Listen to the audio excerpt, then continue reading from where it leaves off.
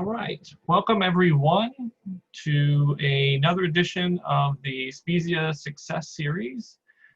This workshop is going to cover internships today. We're going to talk a little bit about the resources you have available through the school as well as the university level resources. And then we're going to talk a little bit about what internship for academic credit entails. Today we have Dr. Hackus, the internship professor and internship coordinator for the School of Politics, Security, and International Affairs. He'll be talking a little bit later, and then we'll wrap up with a Q&A session for any questions that come up. The first thing we're going to cover today is going to be one of the most underutilized resources at UCF in terms of internships, and that is career services and Handshake. Those of you who may have attended some advising sessions with me, by the way, my name is Nicholas Shank. I'm the head of undergraduate advising services for the School of Politics, Security, and International Affairs. Any of you who may have spoken with me about this, we've done some interactive displays of how useful Handshake is, and that's what I wanted to get out here in this broader format, is really show you if you're looking for internships, the university basically has everything out there for you. It's a matter of sort of identifying what you're interested in doing, and some of that's going to be by talking with, advising, with talking with your faculty members, with talking with peers, potentially in student groups, and then ultimately going out there and finding what are these opportunities that exist that I am interested in and applying. And so we're going to cover a little bit of that right now. The first thing I want to do is I'm going to show you Handshake. Everybody has an account with Handshake that is already preloaded with pretty much all of your information from UCF. UCF creates every active student a Handshake account. All you have to do is log in. So if you go to Career Services website, there's basically Handshake everywhere. So you really can't go wrong once you get there. I want to point out a couple of things. So the first thing is well, what do you need to do when you apply to an internship? Well, at the very least, you're going to need a resume. Career Services has all of their services available right now remotely. And the only way to request those services is to go through the Career Center. That's going to be right at the top right. And then if you go to appointments, you'll be able to schedule an appointment. And we are looking for career services. As you saw, experiential learning was also on there. That is another office that can help you identify internships. A little bit later, Dr. Hackus will talk a little bit about how they do offer internship credit, but realistically, you're probably going to want to go with Dr. Hackus and our school. In terms of services, they do practice interviews, they do job search strategies, which you can also translate to internship strategies, general career advising, so major exploration. If you have questions about what can you do with your major and your career, they can really help you identify what sort of opportunities you may want to pursue. They also have the virtual resume critique. Really easy to schedule an appointment. We'll just click that. You can see they give you days, no preference. If you don't know any staff members over there, maybe if you worked with somebody before, you might want to work with them again. I mean, it takes all of maybe 2 minutes to make an appointment with Career Services. Now, what is probably the best platform that I've seen UCF use is Handshake so far. This is a national search platform. So those of you who may want to work in DC, and obviously some of this translates to when you're getting into your senior year and you're thinking about going on to your career, this is another great resource for that. But looking for internships specifically, you can sort by location. Say you're interested in, say, maybe working for a think tank. You want to look for potential research or internships based on working for a think tank. So doing research. Research is going to be one of those keywords that pops up. And this is all keyword search. So if you just throw think tank in there, you're not going to probably get anything. Okay, you get one, social media with Woodrow Wilson Center. But you really need to be conscious of what kind of terms you use and what results you're going to get. So if you're interested in the environment,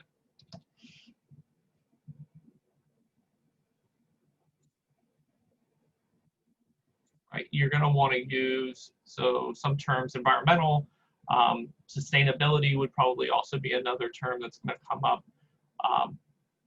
This is going to give you opportunities that potentially aren't. And as you can see, this is all just DC opportunities.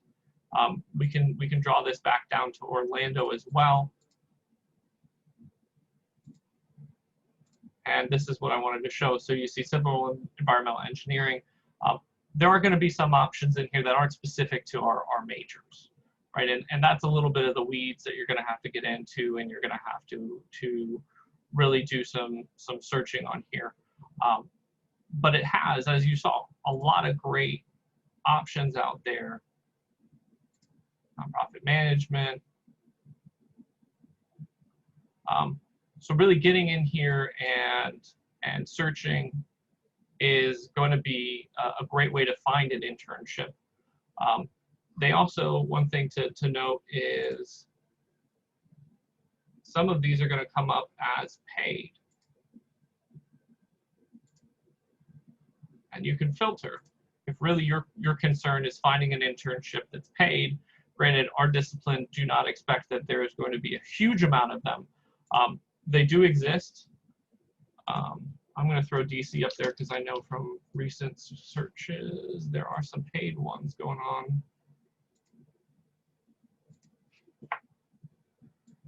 So you can find a lot of information. You can apply internally, so directly through this platform. So the Handshake platform, some of these applications can be done directly through here. So you do want to make sure your profile is established and filled out and updated. Otherwise, they do have external applications that you'll have to go through. Outside of that, this is a smart learning platform.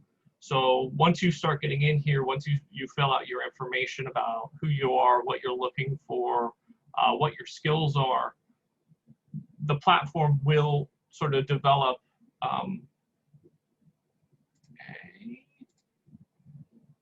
it's under profile. May not have the information I was looking for.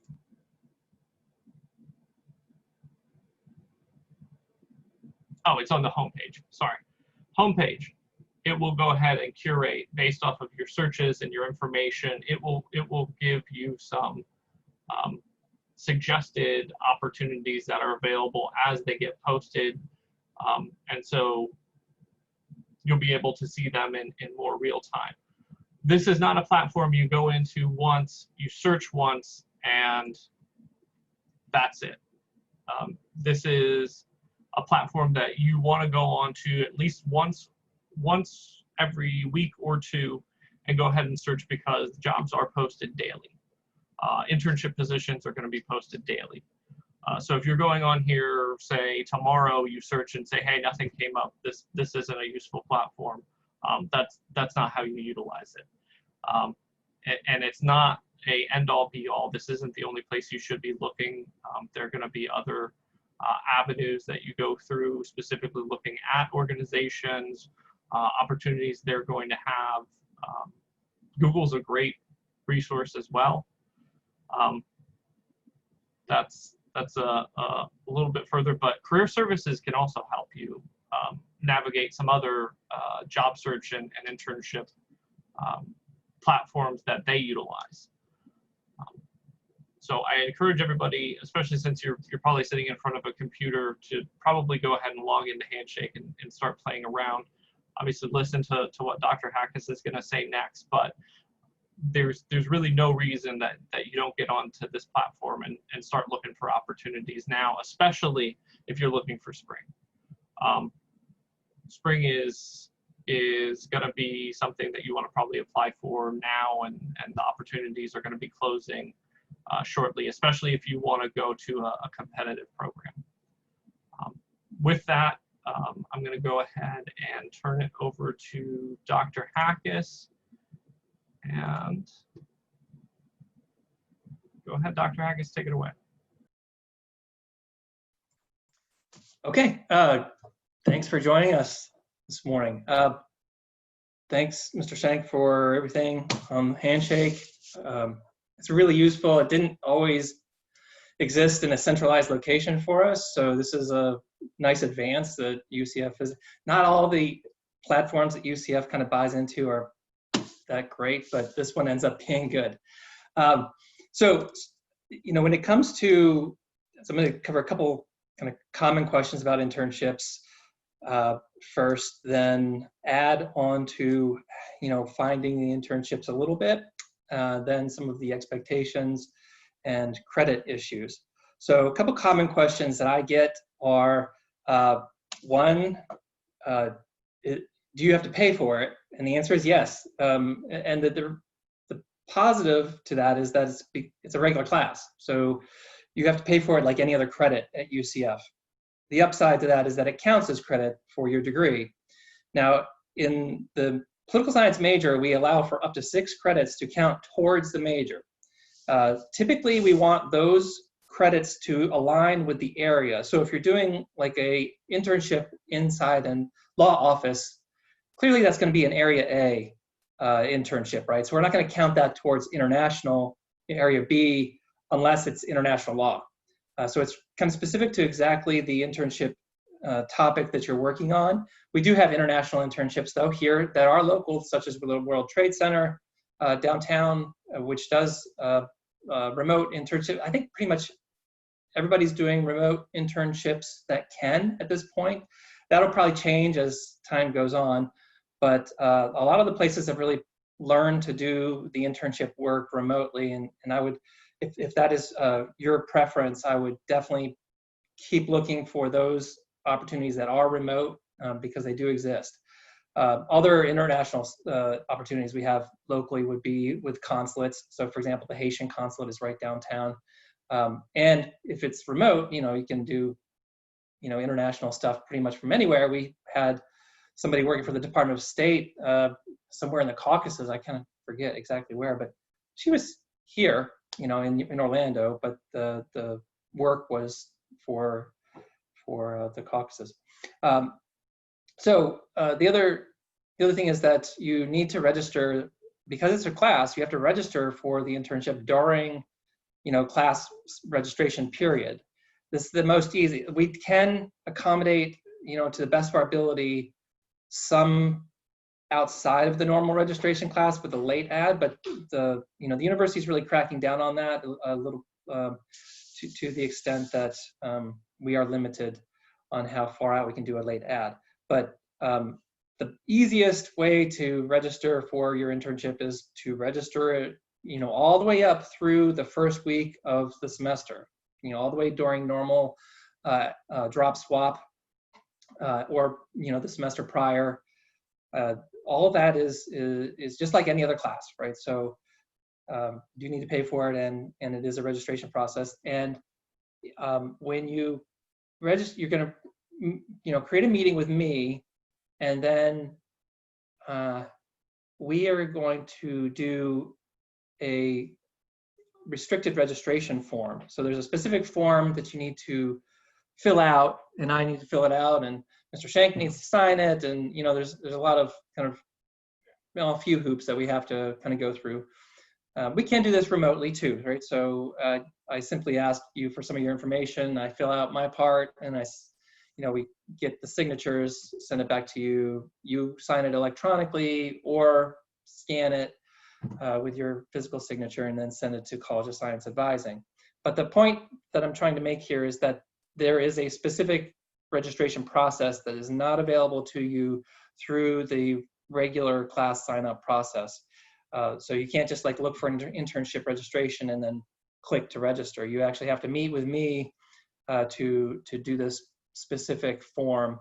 And while I have the form up, I'm going to show you a couple of different things. One is that there are 3, because it's class, I'm the instructor of record and I assign a grade. And the grade is a ABC type grade, and it's based off of 3 things. One, 50% of the grade is based off of the hours you put in, and those hours we agree to here. So if you're going to do 3 credits, we would have 90 hours required. And it's commensurate across all the way up from 1 credit. Our minimum number of hours is 45 in a semester. So if you want to get just 1 credit of 1 credit, you can sign up for 45 hours in the internship site, all the way up to 12 credits, which requires 360 hours of work in the semester. So it doesn't matter when you do those hours, actually. So that's between you and the internship site. You arrange, your work schedule with them, but you are responsible for completing the number of hours that you and I agree to based off of the credits that you want. Then the other parts of the grade are journal essays, which are honestly super easy, but they help you reflect on what you're learning, because the whole point of an internship with credit is that you're connecting the curriculum and the classwork that you're doing, the concepts, theories, etc., to actual real-world experience. And you're demonstrating that you are able to capably apply those things. There's a reason you're getting a degree, right? And so people who engage with you after your degree will be able to see concretely that you can engage in the degree elements and skill sets through the internship work that you've done. So the journal essays help you kind of reflect on those things. And then there's actually a couple research essays that I have you do. All the directions occur in web courses, because once you enroll in the class, when that semester starts, you'll find that web course pops up in your list, and you can complete all of the work for me online in web courses. Now, getting the internship, just one thing to add to what Mr. Schenk said is, in addition to Handshake, there's one other way to get an internship, and that is to find people you want to learn from and approach them to see if they would take you on as an intern. So the good news is that our school is very flexible to help you get an internship and engage that process in your education, because we believe it's very, very important. In fact, it's probably one of the most important things you do outside of classwork. So, a lot of the elite students that I work with, they're actually doing one internship, they're leveraging that into a different one, maybe even to a more competitive one. And then, at the end of the day, they've kind of accumulated a bit of experience that actually makes them more competitive for other things, including some of the more competitive internships that we have, which I'll talk about in a second. The process, though, is that, let's say you don't see anything on Handshake that you would like to do. Well, you don't have to stop there. So you can, let's say you want to do immigration law. That's one thing you're curious about. Well, you can search for immigration lawyers. If it's remote, it can be pretty much anywhere. But let's say you're sticking to Orlando.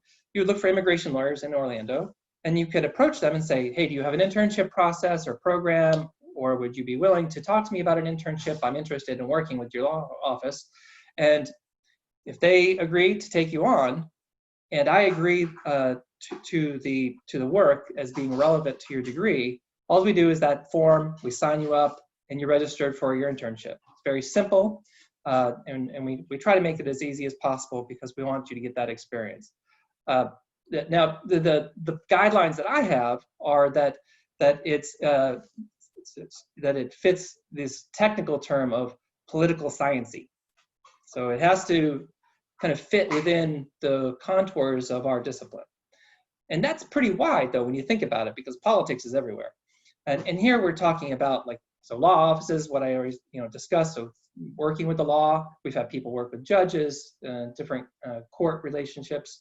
and people who are working on campaigns, working on political, so representatives' offices, for example, dealing with constituents. When you work on a campaign, oftentimes you're doing like the knocking on doors and answering phones and kind of thing. But there's also working in government. This is completely relevant to our field, and to some extent, corporations. Though there is a little bit of a boundary when you work with a corporation. We want it to be more about the politics of that. So, for example, a lot of companies will have government relations offices, and these are offices in that company that are dealing with regulations and dealing with their lobbyists and that kind of thing. And that's definitely political sciencey. So there's other examples that we could talk about, but as long as it's in the contours of our discipline, I'm pretty flexible about approving them. They are everywhere. There's really a lot, especially when you start to open it up and think about it that way. So there's that. Now let's talk about the specific internships that we have that we want you to keep an eye on. One is the Washington Center, and if you are going to Washington, D.C. for an internship, I would definitely encourage you to look at this one because there's money in it. There's support. The legislature subsidizes your work in D.C. By thousands of dollars. I believe the last number I heard was $8,500. It doesn't cover everything, by the way, but it covers the lion's share of your expenses because there's a relationship with the Washington Center, which is in DC. It places you in an internship and provides housing. In DC, that's a big deal. So you have all of that taken care of for you, and you also take a class with them in the Washington Center. So you can look up the Washington Center, twc.edu, to see their process. There is an application process that's pretty in-depth, and so you want to get ahead of that. If you want to, look at spring, I think their due dates are actually coming up. So you want to, think ahead as much as you can, actually, for your internship schedule for your entire, tenure at UCF. You want to be able to try and create spaces for internship work, and plan ahead for that as best as you can. One in particular thing you want to plan ahead for, if you're doing something that requires security clearance, you need to be way ahead of that game because the security clearance takes a long time. So you want to apply way ahead of the deadlines for TWC if you want to work for CIA, if you want to be in the White House, all of which is entirely possible and has been done by prior UCF students. So lots and lots of opportunities for you. Now, if you don't go through TWC and you want to work in DC or the federal government generally, the jobs.gov website is how that's their clearinghouse, is where you would look at the federal government opportunities for both internships and jobs outside of the Washington Center. And there are other, Washington, D.C. located internship organizations. I tend not to work with those so much because we've got subsidies for our students with that particular one. But there are others if you wanted to pursue them and you had different reasons for that. Maybe you have a relative and you can stay with them in DC or for something like that. The other one, the most competitive internship that we have is the Legislative Scholars Internship, which we are interviewing tomorrow and Friday.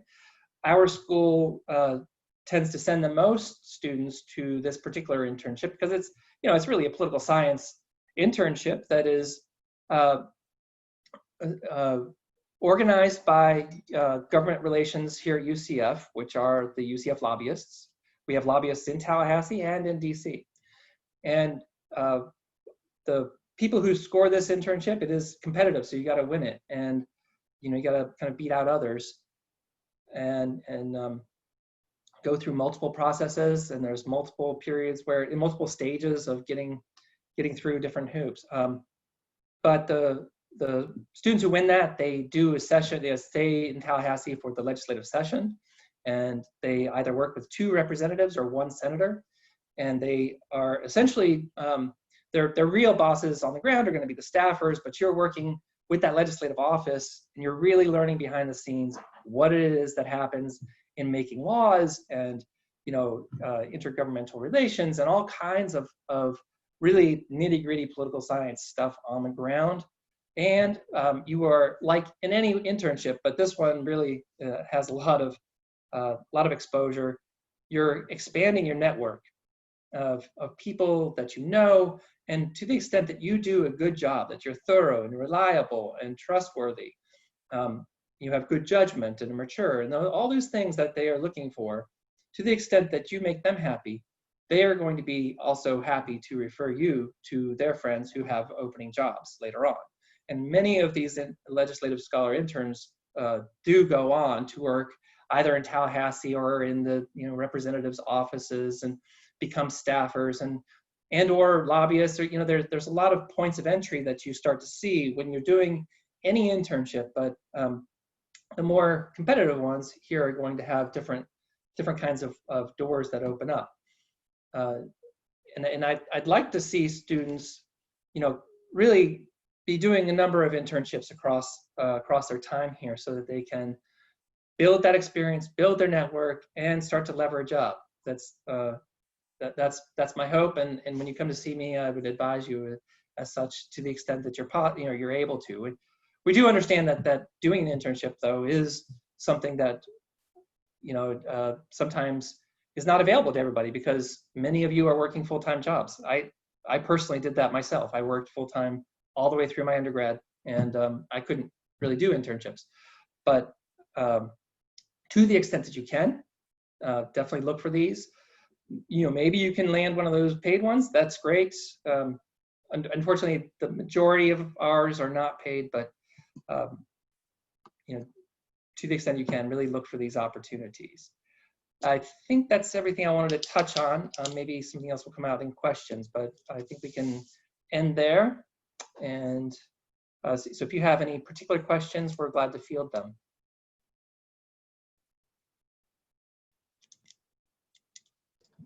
All right, I think we had a question already. So in chat, my question is that my major does not require an internship. So if I do one, how will that work?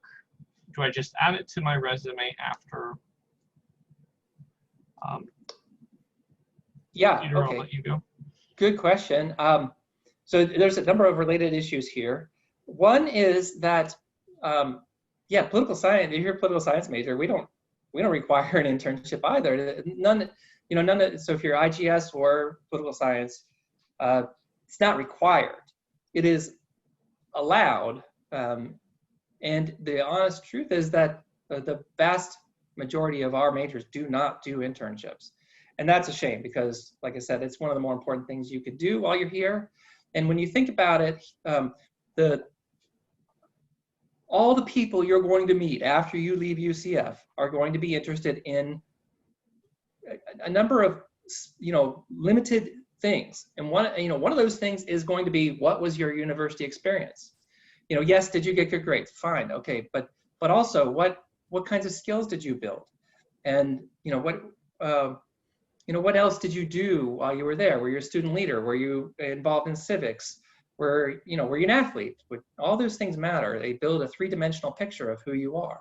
And then the issue of doing an internship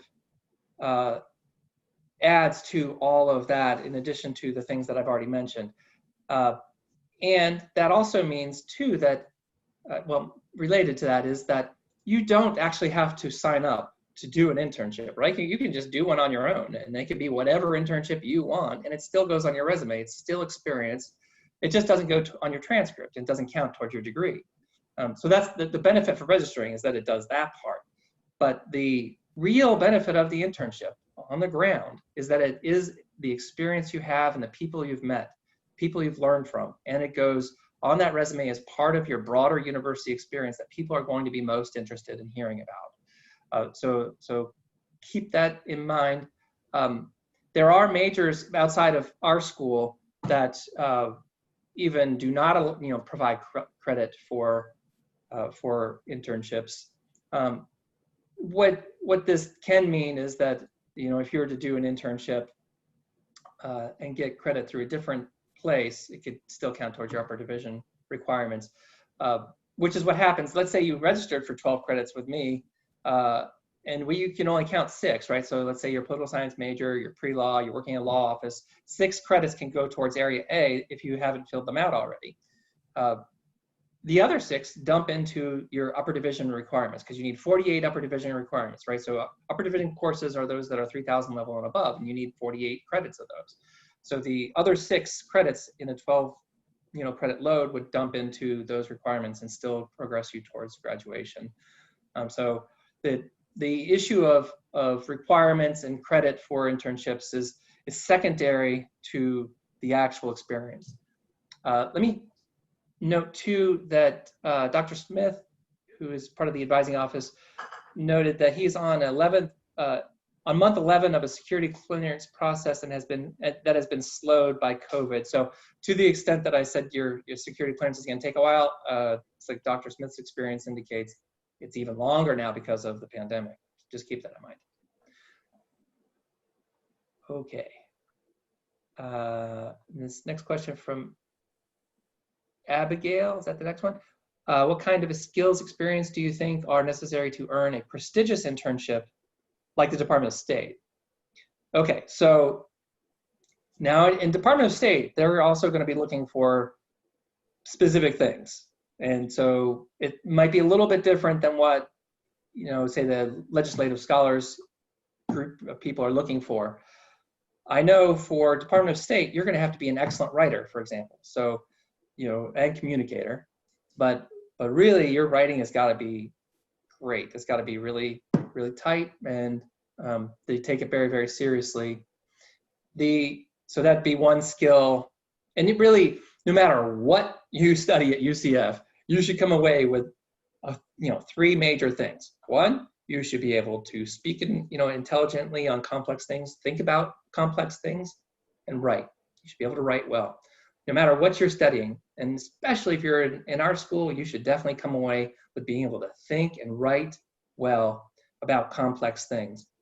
And so even if you're not going for a place like Department of State, make sure that you come out of this degree experience with strong writing skills. And some of that is up to you.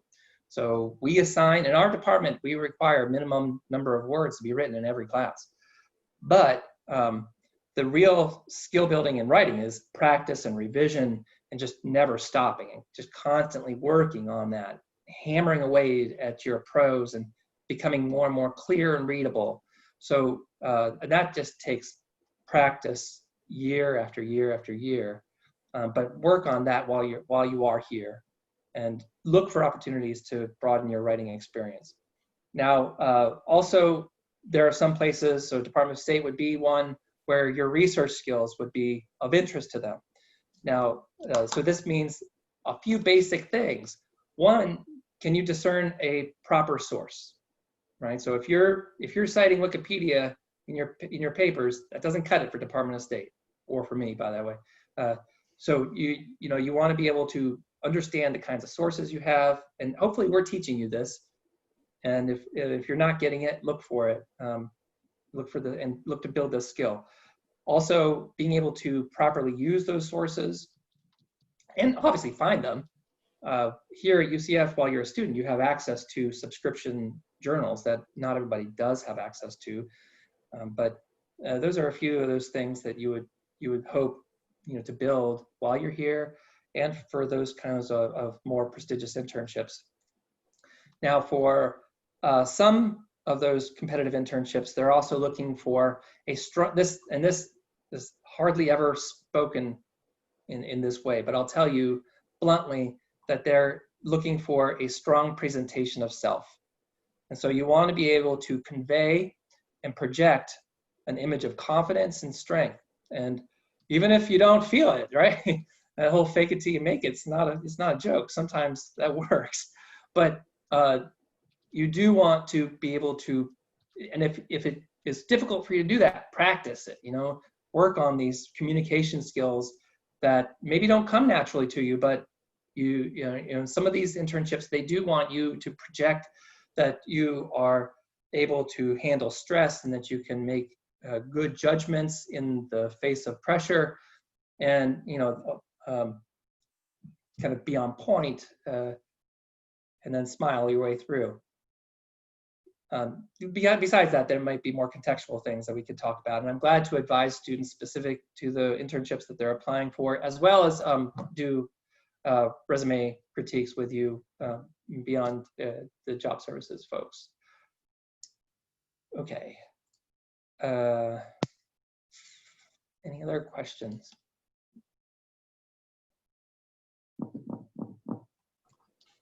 And just to piggyback off of that last question, if you are interested in potential internship opportunities with the intelligence and national security area, we do have the ICCAE in our school, and you should be reaching out to them as well.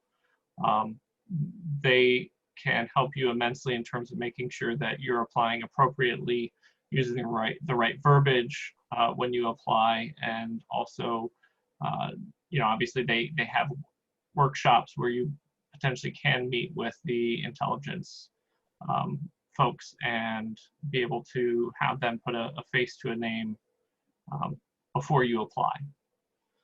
So I'll go ahead and put their information in the chat as well. And then it looks like we have another question. How do I get my resume revised? Aside from career services, which I noted, you're able to request an appointment with them. Dr. Hackus just mentioned as well, he is willing to work with you in terms of revising. And you know, one thing that's important to think about is you potentially are going to have a bunch of different resumes for a bunch of different applications. Right? You may have a general resume, but your application for the Department of State and your application for somewhere like UCF Legislative Scholars, if both things are of interest to you, are potentially going to look different. Would you say that's accurate, Dr. Hackus? Oh yeah, for sure. You know, you can have a core set of things you're going to have in most of your applications, but to the higher level stuff, especially, you're going to have to tailor it to what they're looking for. You would never be able to get just a general application into the Legislative Scholars process. Somebody asked for contact info. Didn't say if it was for you, Nick, or for me, but I just put my email. If you want to email me for an appointment, I'm doing my office hours remotely here at my kitchen table, which you probably think is a library, but turns out it's kind of fake.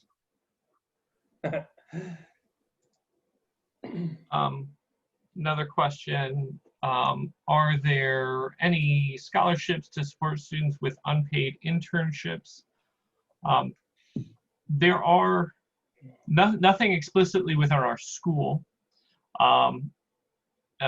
Circling back to the ICCAE, which I just posted, if you go with an opportunity in the intelligence or national security area, or potentially even one where you have a security clearance, there may be funding available through them if your goal is ultimately to enter into the intelligence field.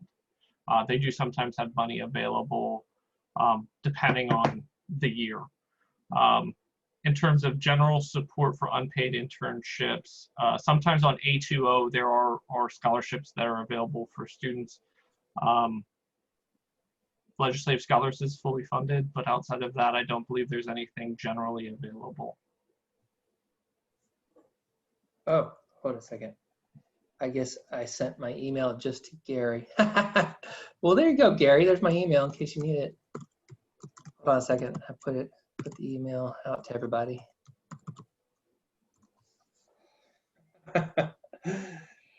Yeah, unfortunately, this is a source of, you know, and those you guys who are majors, you should be thinking reflexively about this stuff, right? This is a structural inequality because you have some people who are able to take internships and some people who are not, simply because of their income and their opportunities for being able to pay the bills. And you know, I told you I had to work full time when I was in your place, and there just wasn't space, there wasn't room for internships in my world, but to the extent that you can, try and build as many experiences as you can at UCF, right? So internships is definitely one of the more important ones. If you can create space, especially now that it's remote, right? If you can create a little bit of room, you probably can find something online that you could do, you know, at a little bit of odd hours. But the other things you're here at UCF doing also matter. So just build that those three dimensions of your university experience. You know, so the other things, like being a student leader to the extent possible, like, you know, if you show up twice to a student group, you become president essentially. So make sure, you know, you be involved with the things you care about, and as much as you can. Again, we are cognizant of those structural inequalities, and we work to erode those as best we can. But there's some limitations there.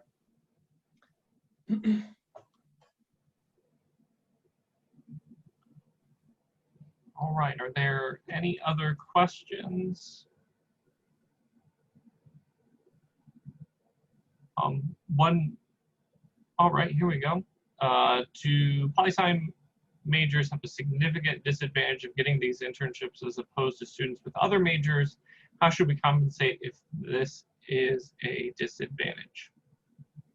What internships? Because you're at advantage. For example, with legislative scholars, we dominate that. It depends, right? If your internship is about within the parameters of our disciplines, you're at an advantage because you've been studying this work. So it really depends on the thing. You know, if you're trying to get an environmental engineering internship, then yeah, you're at a disadvantage. So you're an economics major, okay. No, you're not at a disadvantage for government jobs. Economics folks are welcomed disproportionately sometimes, much to my own chagrin, but you could use that to as much as you can. Yeah, economic skill sets are welcome in a number of office settings. Research obviously is very, you know, you should be capable of doing all the things that we talked about. You know, maybe I would think you're at an equal advantage for sure. I would also add, if you have a minor, say, in political science as well, right, that is a way to capitalize on your additional programming. We talk about that with political science majors, right, and you know, your additional programming, whether it's minors or certificates, you know, should be somewhat strategic to allow for, you know, if your goal ultimately is to enter into the career, right, to pick ones that are going to make sense and they're going to give you that competitive edge. So if you're an economics major with a minor in political science, then that might be a place to play up some of your economic or your political science coursework.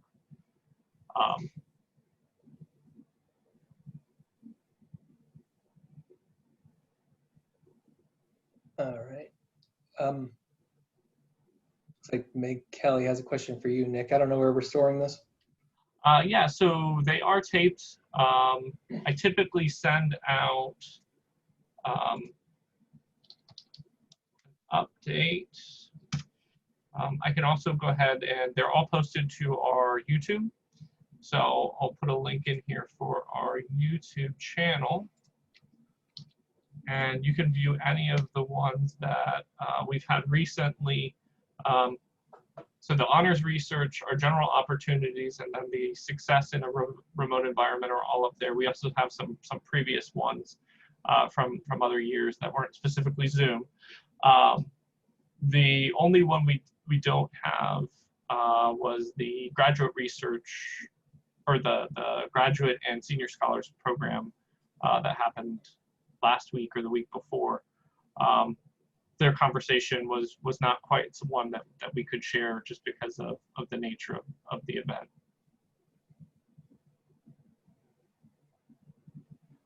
All right, any other questions?